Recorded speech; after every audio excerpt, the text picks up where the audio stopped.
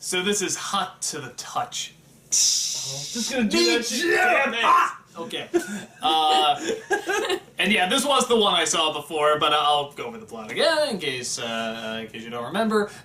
It actually leaves off exactly where it left off, which actually I think I missed that part when I first saw it. Where it's literally right after the slap. And last episode was the ending of the third season, right? Yes. I'm almost wondering, I guess it's unlikely, but I'm almost wondering if they left that as, like, the cliffhanger, and then they wanted to see how the character went over, and, like, if she went over well, it's like, okay, let's keep that story going. Well, that's an interesting idea. I just figured it was a cliffhanger of some sort that Well, we didn't realize was a cliffhanger until we saw the next. Because a lot of episodes do work that way, where it's like, are they going to continue that? It's like, nope, and then might come back, like, 8 episodes later, but others are like, nope, we're going to take off exactly where we left off. So Finn goes after her, is just really obsessed and chases after her, but has to find some way to, get in contact with her because she's, pretty pissed off that she thinks that he turned her down constantly before when really it was a Jake. And so they go to this junkyard to make this suit to get closer to her. It wasn't the junkyard, it was their house. Oh, was it? Yeah, that's why Neptune was hiding there. I think it was like in their basement. Yeah, Oh, it was in the like a basement. I'm garage sorry. type thing, yeah. Garage basement. Okay, and then we found Neptune there, which is great. Which, now that scene makes sense. Because I saw it, I just sort of assumed it was part of, like, a joke before or something, but yeah, now it's, like, really funny. Yeah. It also shows, at least to, like, me, how much they don't give a shit about Neptune. Because you think about BMO, they treat BMO like he's a member of the family. Neptune, they completely forgot they were playing hide and They feel seek. kind of bad that they forgot about him. Not but- really, because in a matter of seconds, they're like, okay, let's get back to doing what we're doing. Well, okay, he clearly doesn't care. Neptune's like, hooray! Now I'll close my eyes and you hide. It's like, no, we got this to focus on. So. Oh, Neptune. But, yeah, and so they build this suit. Flame Princess is just going on the warpath, sort of destroying this town and everything. Finn calms her down, says, I want to be with you, and at first she thinks that, maybe this can work, but then she realizes that they're literally opposites, which Finn is like, but that can be good, and she says, no, because, I'm fire, and you're made of water, which is very true. He's a water elemental because Yeah. he creates water all the time. No, I don't! But the funny thing is that when you think of it, she's made of fire, and we are made of water, so that kind of makes sense. That's actually, I think, very clever. And to a point where he says, she says you'd risk, pretty much defy nature, to be with me, and he says, I'd at least try it, and really great scene. They try to hug, and obviously she burns him, and he pushes her away, and it's just one of those things where it's kind of hard to actually see. I don't think he pushed her away. He was crying. He started crying tears because it hurt, and when his tear hit her, she's the Oh, is that what happened? I backed thought away. he actually pushed her away. I think it was because kind he of a burning. both pushing each other away. Was it? Oh, Yeah. is that? Oh, okay. I think it was kind of a both. They're Somebody separating tell us, at the 'cause- same time Okay. because they were both getting hurt by the hug. So they're hurting each other. Okay.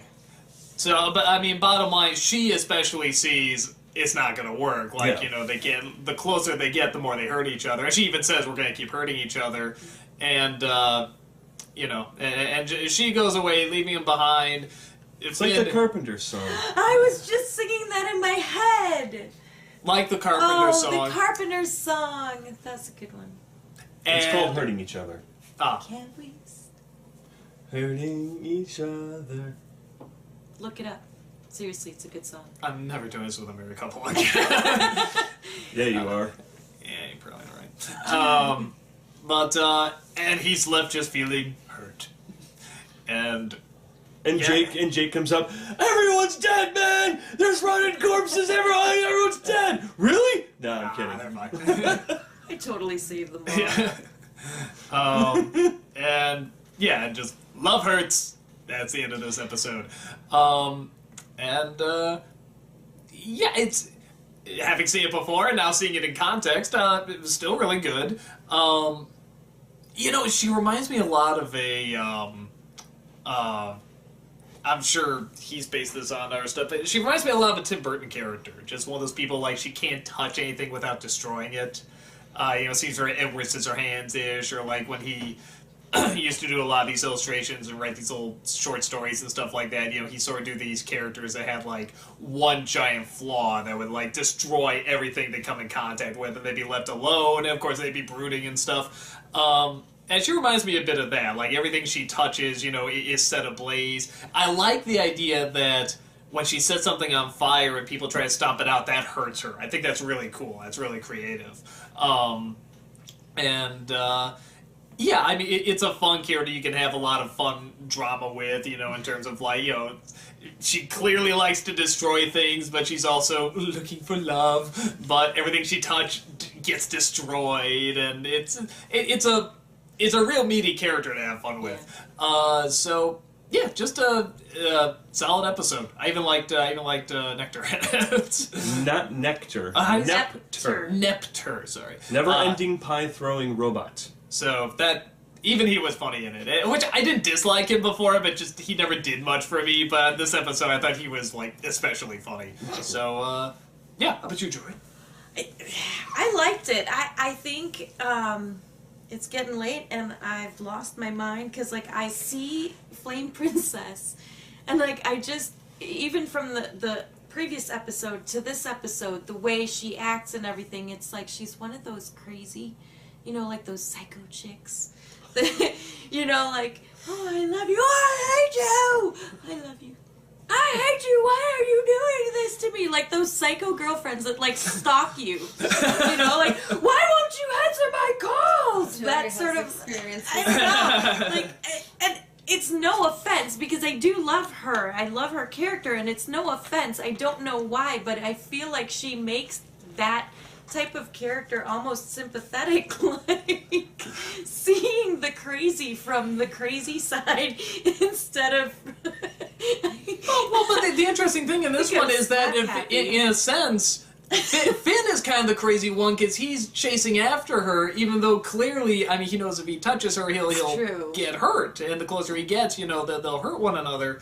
But he's still dedicated. He's almost more the Stark when she's trying to get away from him now. He's a lovesick in a way. I think it's really cute. I see, stalker lovesick. I know, but no, I don't think she's stalking him. There's a fine line. There is. No, I don't think that she's stalking him. I think I think she's, again, and I don't know why I'm doing this. It's like she's had this problem before. Like, she's so damaged with why are you doing things? She's so suspicious. That's what. Why was she kept in that lantern? She's so very suspicious. See, Hold and on. Doug just brought up something that you guys need to remember.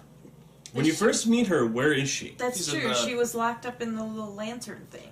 And when Finn and Jake finally see her, what's she doing? When they finally catch up with her with the bird, she's is like, that bird smoking? Hey, don't judge me! That was great. Well, when they find her, what's she doing? That's true. She's just trying to understand what's going on with the flowers. She touches the water. Yeah. She learns that hurts. Yeah. What does that kind of say about how she's been brought up? I was gonna say she was mostly shut out from the world. Daddy issues. I think that's more what it is. It's daddy issues. I think it's more along those lines of her not really knowing what's going on in the world, not really understanding how everything is, and her trying to deal with it. She wants to make her own Fire Kingdom. She's not. I don't think she's like, I'm going to kill everyone in the world. She doesn't want to go back home. That was. I have to say, that was something I did realize right away. She got out. And she could have just gone straight back home because, forget you, Finn, you're mean and horrible, but no, she's just wandering and she's like, I'll make my own, her own Fire Kingdom. She has no desire to go back home. It's like she doesn't even, it's not even a thought. So I don't think she's a crazy stalker bitch. I think didn't it's say she was. Well, you no, it just comes to your mind not when you stalker, think of her. not yeah, stalker, I know, not stalker, but yeah, I know what you mean. No, she said stalker. She said stalker. No, I said psycho. You said like those crazy psycho stalkers that would, stalk you and watch you. Oh, it's late. No, it's not. It is late. What time What's is late it? for her? Nice Like late 9:04. What? Like 9:04 ish. Bedtime. I don't have school tomorrow. Oh, never mind then. You seriously don't have school tomorrow? Later. Okay. What do you mean later? You're the one going like this. Well, I thought it was 9 o'clock, and now finding out she has no school, we don't need to talk about it. Continue with the vlog. Yeah. No, Yes, and then let's let's do it live. No, for me, I like that she's more innocent than anything else. She has all this power and she has all this rage pent up inside of her, probably daddy issues. But when you break it down and you see her, she's just very innocent. She doesn't know what's going on. And when Finn says, "Oh, look at her," She's passionate. And I feel like I'm gonna use that from now on when I go a little cuckoo bird on you. I'm just gonna be like, I'm sorry, I'm just passionate right now. I'm very passionate.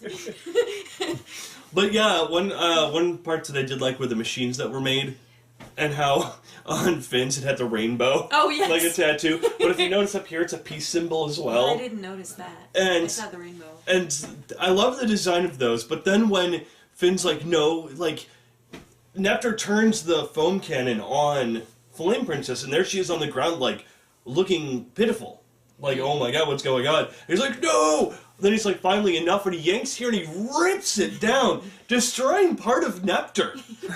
I was like, oh my god, you just killed Neptr! And then I'm like, oh, he's fine, darn it.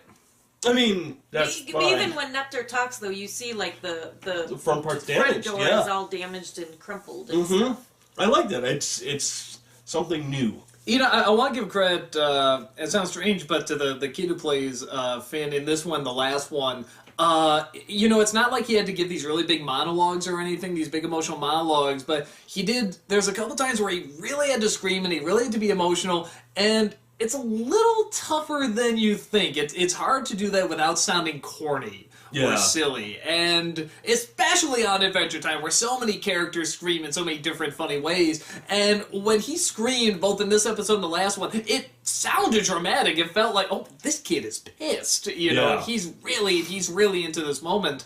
So, yeah, just kudos to him, especially, and with the voice kind of changing too, I mean, it's hard to do all those things at once, you know, to scream on a show where everybody screams, make it dramatic, and do it while your voice is breaking. I mean, that's pretty Yeah. impressive. So, Doug, will you help me? Will you help me? quite good going further than that. Good going. That was another scene I loved. Yeah, that was pretty funny.